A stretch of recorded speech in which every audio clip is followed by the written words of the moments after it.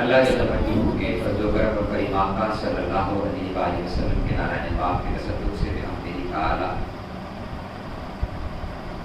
ذوالحجہ کے انتہائی بابرکت اور عظیم مہینہ کے اس عظیم دن جمعہ المبارک کے دن اللہ رب العزت کے حضور اس کے گھر میں اس کے سامنے سے ڈریز ہونے کے لیے اس کے پیارے حبیب صلی اللہ علیہ وسلم کا ذکر کرنے اور سننے کے لیے موجود ہیں۔ میں بلا تمہید آج کی جو ہماری گفتگو کا موضوع ہے کروانا چاہوں گا۔ ذوالحجہ کو جو اسلامی تاریخ کے اندر ایک بڑی عظمت حاصل ہے، جس کا میں نے ذکر گزشتہ اور آخری نشست کے اندر کیا تھا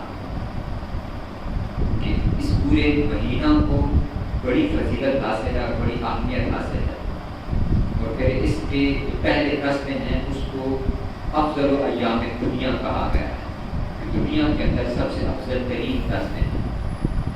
پھر اس کے بعد یہ جو اس کا عشر اعتبار کا جو چل رہا ہے اسلامی تاریخ کے اندر پھر اس کی اپنی ایک اہمیت ہے، اور جو کل کا دن تھا 18 ذوالحجہ کا دن، پھر یہ دن اسلامی تاریخ کے اندر اس کو پھر ایک الگ پہچان اور ایک الگ اس کی اہمیت ہے اسلامک ہسٹری کے اندر، اور اس کو بیان کرنا اور اس کو سمجھنا بڑا ضروری اور بڑا اہمیت ہے اس کی۔ 18 ذوالحجہ سن 10 ہجری جب آقا کریم علیہ الصلوۃ والتسلیم نے اپنا آخری حج ارشاد فرمایا، اور اس حج کے دوران جب آپ نے اپنا آخری خطبہ حجۃ الوداع جس کو ہم کہتے ہیں وہ ارشاد فرمایا، اس کے بعد جب آپ واپسی کے سفر پر تھے مکہ سے مدینہ کی طرف، ایک مقام پر آپ نے پڑاؤ فرمایا، وہاں پر نماز ظہر ادا کی، اور اس مقام پر آپ نے حضور مولا کائنات مولا علی کرم اور وجہ الکریم کی ولایت کا اعلان ارشاد فرمایا۔ سبحان اللہ۔ ایک یہ واقعہ 18 ذوالحجہ کو ہوا، پھر وقت گزرا، اب یہ دیکھیے کہ کتنے عرصے بعد کی بات ہے، 35 ہجری کے اندر جمعہ کا دن، اور یہی 18 ذوالحجہ حضرت سیدنا عثمان غنی رضی اللہ تعالیٰ آپ کی شہادت مبارکہ وہ بھی اسی دن، ہر دو اعتبار سے یہ بڑی اہمیت کا حامل ہے۔ تو انہی 2 واقعات کے حوالے سے ہی آج اس نشست میں انشاءاللہ کریں گے۔ جو آیت مبارکہ میں نے آپ کے سامنے سورہ بقرہ کی تلاوت کی ہے، آیت نمبر 13، اس کو بڑی توجہ کے ساتھ سنیے گا۔ یہ قرآن مجید کی ابتدا ہے اور ہم اس کو صرف نظر کرتے ہوئے آگے چلے جاتے ہیں۔ یہ بڑی ہی اہمیت کی حامل آیت مبارکہ ہے، اور یہ بڑی دستک دینے والی آیت ہے۔ اللہ رب العزت نے ارشاد فرمایا، اب یہاں منافقین کا تذکرہ ہے۔ تذکرہ کن کا ہے؟ منافقین کا۔ ان کی نشانیاں بیان کرتے ہوئے یہ بات اللہ رب العزت نے ارشاد فرمائی، بڑی قابل توجہ بات۔ نشانیاں کن کی بیان ہو رہی ہیں؟ منافقین کی اس دور کے اندر، اور ان کو مخاطب کرتے ہوئے اللہ رب العزت نے کیا ارشاد فرمایا؟ فرمایا بسم اللہ الرحمن الرحیم، یہ منافق لوگ وَإِذَا قِيلَ لَهُمْ آمِنُوا، جب ان منافقوں سے کہا جاتا ہے ایمان لاؤ، کما آمن الناس، ایسا ایمان کہ جیسے دوسرے لوگ ایمان لائے۔ اب اتنا حصہ آیت مبارکہ کا ذرا توجہ سے دیکھیے، اور آگے پھر وہ جو ان کا جواب ہے، منافق کیا جواب دیتے ہیں؟ فرمایا کہ اب یہ منافقوں کی نشانی، فرمایا منافق وہ لوگ ہیں جو کہتے ہیں قالوا انؤمن کما آمن السفہاء، کیا ہم ایمان لائیں ایسا جیسے یہ بے وقوف لوگ ایمان لائے ہیں؟ پھر قرآن نے کہا الا خبردار انہم هم السفہاء ولکن لا یعلمون، بے شک یہی لوگ یہ دراصل حقیقت کے اندر بے وقوف ہیں، ولکن لا یعلمون، اور انہیں اپنی اس بے وقوفی کا علم نہیں ہے۔ آئیے اب ذرا اس آیت مبارکہ کو دیکھیے کہ آیت ہم سے کیا گفتگو کر رہی ہے، کیا ارشاد ہوا ہے۔ فرمایا منافقوں کو وَإِذَا قِيلَ لَهُمْ آمِنُوا كَمَا آمَنَ النَّاسُ، ایمان لاؤ ایسا جیسا دوسرے لوگ ایمان لائے۔ جب یہ آیت مبارکہ نازل ہوئی تو اس آیت کا سب سے پہلا مصداق کون لوگ ہیں؟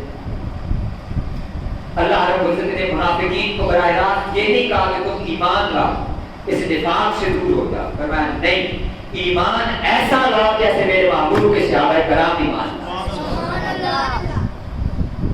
لوگوں سے مراد صحابہ کرام کی ذات ہے، ورنہ ایمان اگر لانا ہے اور یہ ان کے لیے نہیں، رہتی دنیا تک کے لیے سبق رکھ دیا۔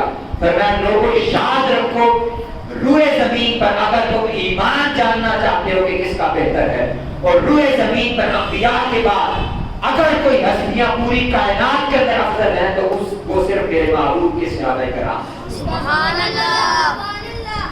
ایمان ہے تو ان لوگوں کا ایمان ہے۔ آپ سوچئے کہ وہ کیسا ایمان ہے کہ جس کو اللہ نے کہا آمنو کما آمن الناس۔ اگر ایمان لانا ہے تو پھر میرے محبوب کے صحابہ جیسا ایمان۔ اور اگلی بات، کوئی شخص ان کے ایمان میں شک کرے، کوئی شخص ان کے ایمان میں شک کرے تو یہ منافقت کی نشانی قرآن نے بیان کی۔ ورنہ قالوا انؤمن کما آمن السفہاء، کہ کیا آپ ایسا ایمان لائیں جیسے یہ بیوقوف لوگ ایمان لاتے ہیں۔ اب یہاں رک کر کے دیکھیے ذرا کہ منافقوں کو صحابہ کرام کا ایمان لانا بیوقوفی کیوں نظر آتا ہے۔ اس میں ایسی کون سی بات تھی کہ وہ کہتے تھے کہ یہ بیوقوف لوگ ہیں۔ آج کل کے ہمارے نوجوان اور یہ ماڈرن معاشرہ بھی، ہم ہر چیز کو عقل کے پیمانے کے اوپر توڑتے ہیں، ہر چیز کو، اور ہمارا معیار وہ میٹیریلسٹک لائف ہے۔ ہم مادی طور پر چیزوں کو دیکھتے ہیں اور ان پیمانوں کے اوپر چیزوں کو کرتے ہیں، ان سٹینڈرڈز کے اوپر پرکھتے ہیں۔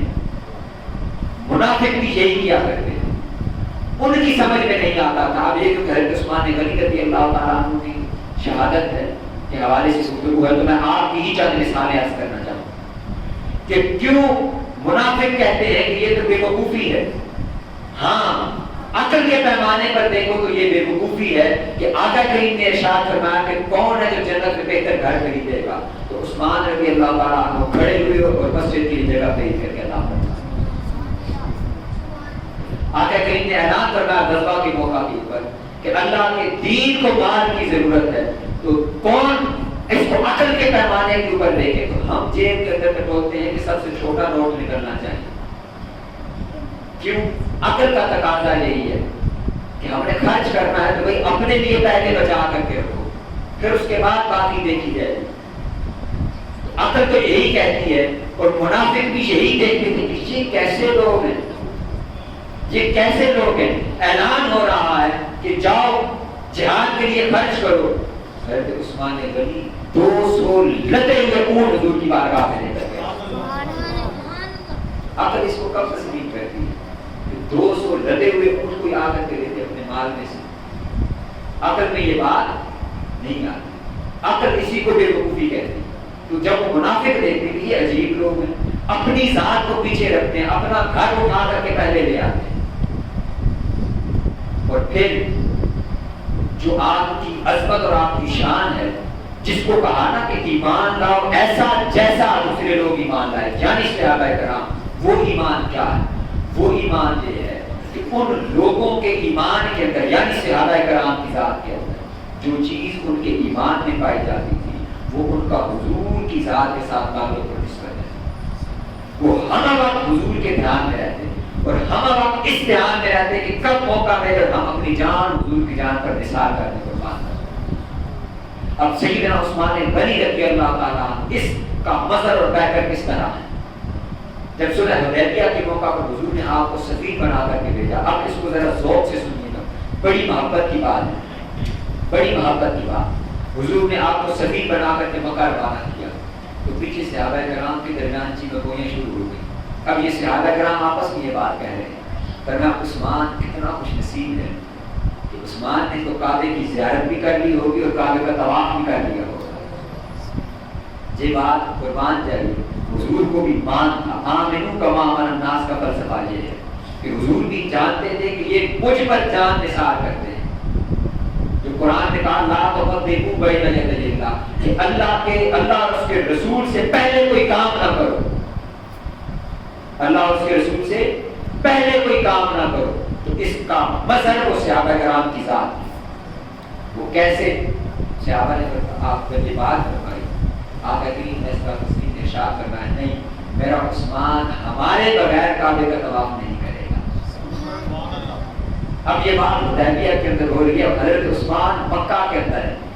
آپ جب اس پورے واقعے کے بعد واپس تشریف لائے تو واپس تشریف لانے کے بعد اس سیاستہ کے اندر ترمذی کے اندر مستقامت حمل کے بارے میں عرض کر رہا ہوں. پانچ واقعات کی بات نہیں سنا. جب واپس تشریف لائے تو صحابہ کرام نے کہا, پوچھا کہ اے عثمان کیا تم نے کعبے کا طواف کیا تھا؟ وہ بات نہیں بتائی کہ حضور نے یہ ارشاد فرمایا. فرمایا کیا عثمان تم نے کعبے کا طواف کیا تھا؟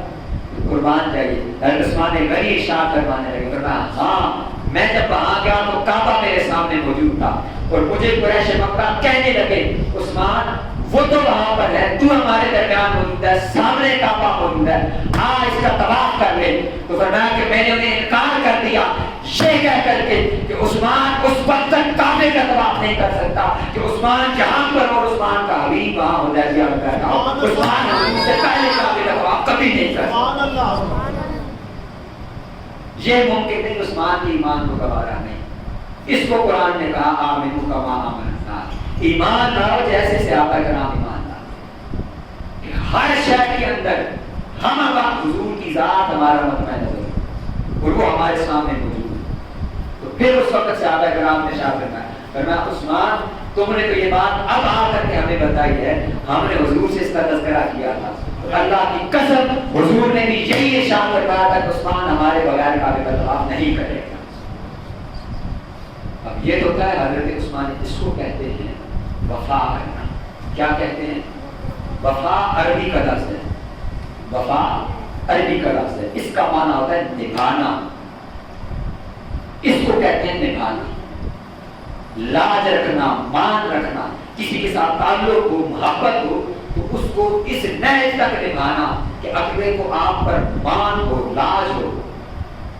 جب حضور نے اتنے مان سے کہا کہ ہمارے بغیر طواف نہیں کرے گا, اب جب حضرت عثمان نے یہ تو واقعہ پہلے کا آقا کریم علیہ الصلوۃ والتسلیم نے جب بیعت رضوان فرمائی, بیعت رضوان فرمائی تو صحابہ کرام آقا کریم علیہ الصلوۃ والتسلیم کے دست اقدس پر جس پر بیعت فرما رہے تھے. جب وہ بیعت فرما رہے تھے آقا کریم علیہ الصلوۃ والتسلیم نے اپنا ہاتھ بلند فرمایا اور بلند فرما کر اپنے دوسرے ہاتھ پر مار کے فرمایا کہ یہ ہاتھ عثمان کا ہاتھ ہے. تو صحابہ کرام ارشاد فرماتے ہیں کہ گویا اس دن عثمان کی جو بیعت ہوئی ان ہاتھوں میں سے سب سے بہتر ہاتھ وہ عثمان کا ہاتھ تھا کیونکہ وہ حضور کا ہاتھ تھا. یہ عظمت اور شان ہے سیدنا عثمان غنی رضی اللہ تعالیٰ. اور پھر جب آپ کی شہادت کی بات کرتے ہیں اس کو مختصر کروں گا کہ آخر کے اندر تھوڑا سا تذکرہ حضور مولا کائنات کا بھی ہم کریں. آپ کی جب شہادت کی بات ہوتی ہے, آپ بھی وہ مظلوم ترین ہستی ہیں کہ جو کم و بیش 13 سال مسند خلافت پر ہیں. کتنا سال؟ 13 سال مسند خلافت پر ہیں. اور جب شہادت کا وقت ہے تو 40 دن تک اسی مدینہ کے اندر آپ اپنے گھر کے اندر قید کر دیا. 40 دن تک, بعض روایات کے مطابق 49 دنوں تک آپ کو قید کیا. گلوائی نے آپ کے گھر کا محاصرہ کر دیا. اور قربان جائیے, اس کو کہتے ہیں وفا. صحابہ کرام نے وہاں پر تو موجود تھے, آپ حیران ہوتے کہ مدینہ کے اندر یہ واقعہ ہے تو صحابہ کرام کہاں تھے. ہاں, یہ حضرت سیدنا عثمان غنی نے خود حکم ارشاد فرمایا نہیں, یہ حضور کا حرم ہے, حضور نے یہاں پر جنگ کرنے اور خون بہانے سے منع فرمایا. ایک عثمان کی جان جاتی ہے بجائے میں حضور کے حرم کی عظمت کو پامال نہیں کروں. عثمان اپنی جان قربان کر دے گا حضور کے حرم کے لیے. اور یہی ہوا, آپ نے روکتے رہے مسلمانوں. گلوائی نے محاصرہ کیے رکھا. اب یہاں بڑی پیاری بات درج کرنے جا رہا ہوں, دل کے بعد اسے سننے کا.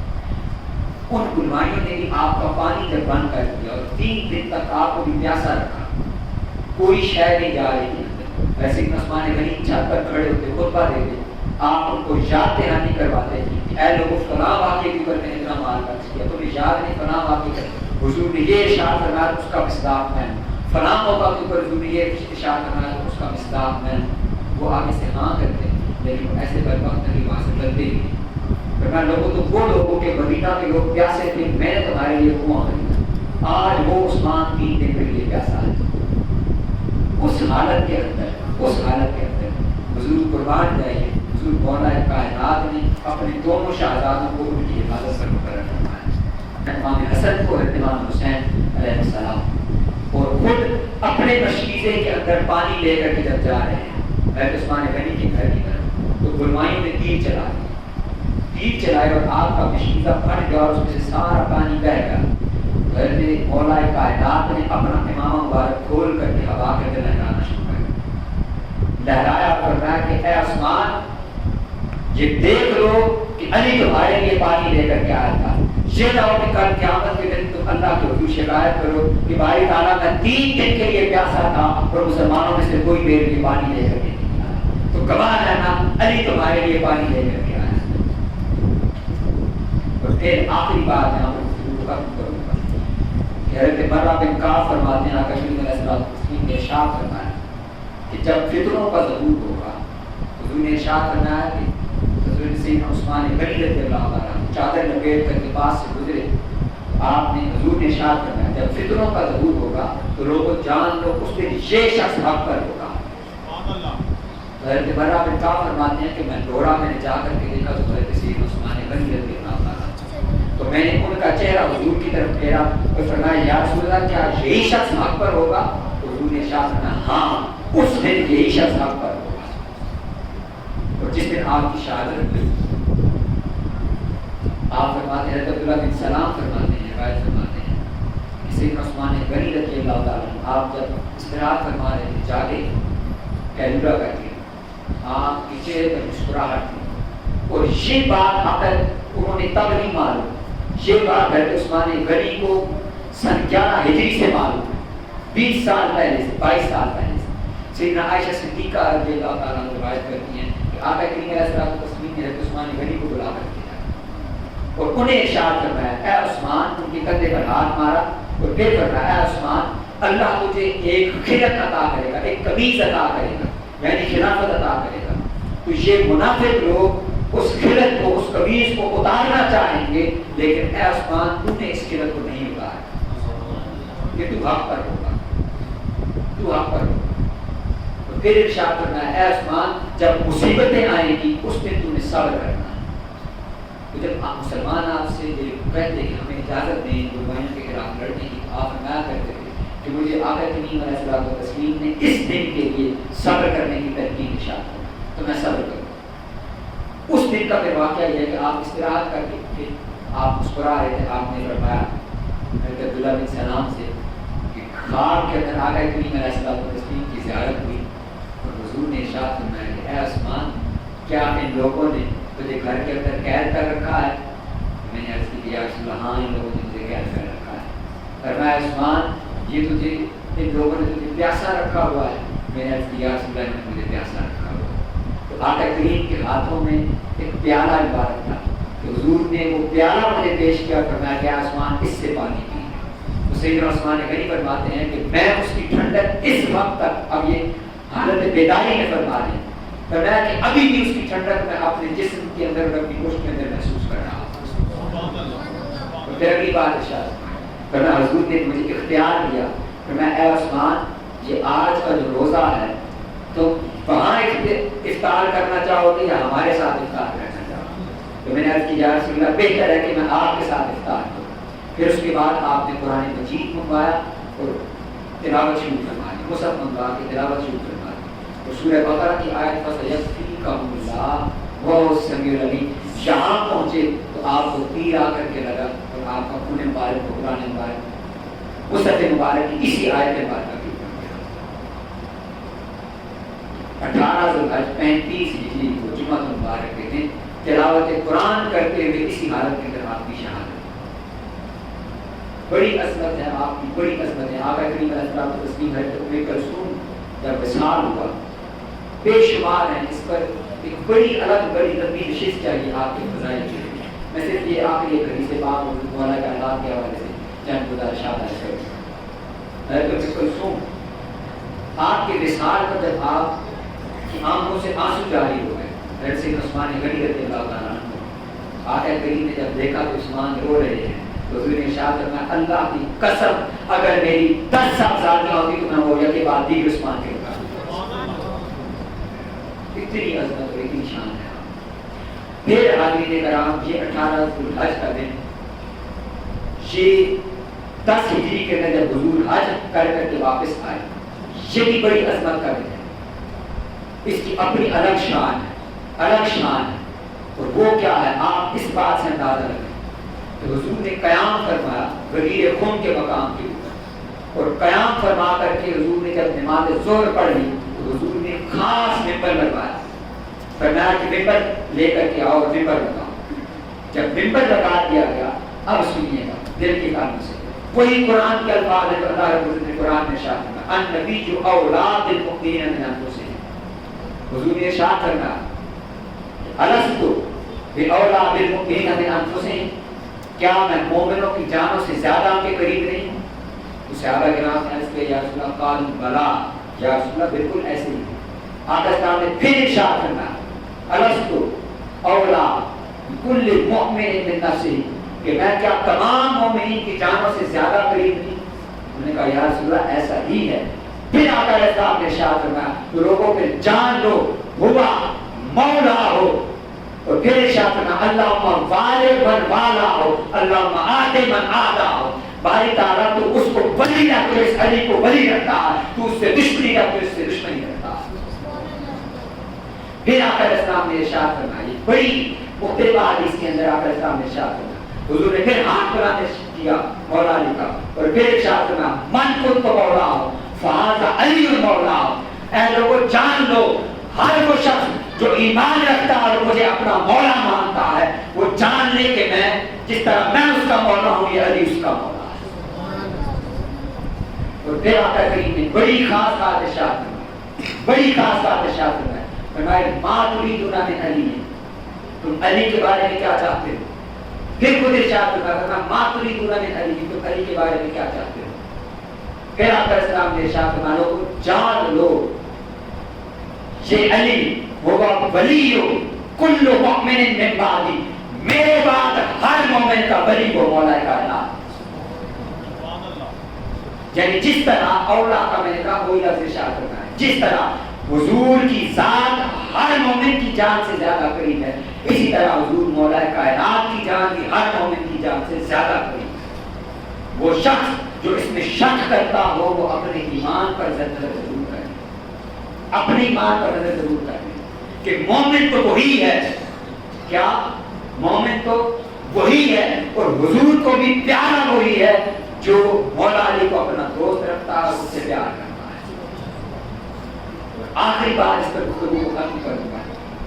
اب یہ صرف میرے اور آپ کی بات نہیں ہے، سیدنا تمام صحابہ کرام کے بارے میں یہی ترجمہ بڑی جید صحابہ کرام کی جماعت کھڑی ہوئی اور مولا کائنات مبارکباد دینا شروع کر دی. پھر بڑے عرصے کے بعد حضرت عمر فاروق رضی اللہ تعالیٰ عنہ کے دور کے اندر دو بدو آئے، بدو عربی، انہیں معلوم نہیں تھا، وہ باہر سے آئے حضرت عمر فاروق رضی اللہ تعالیٰ عنہ کی خلافت میں آپ کے پاس آئے اور آ کر کہنے لگے اس مسئلے کے اندر ہمارے درمیان فیصلہ کرنا چاہیے.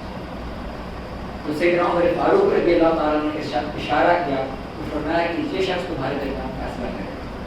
حضور مولا کائنات نے ان دونوں کے درمیان فیصلہ فرما دیا.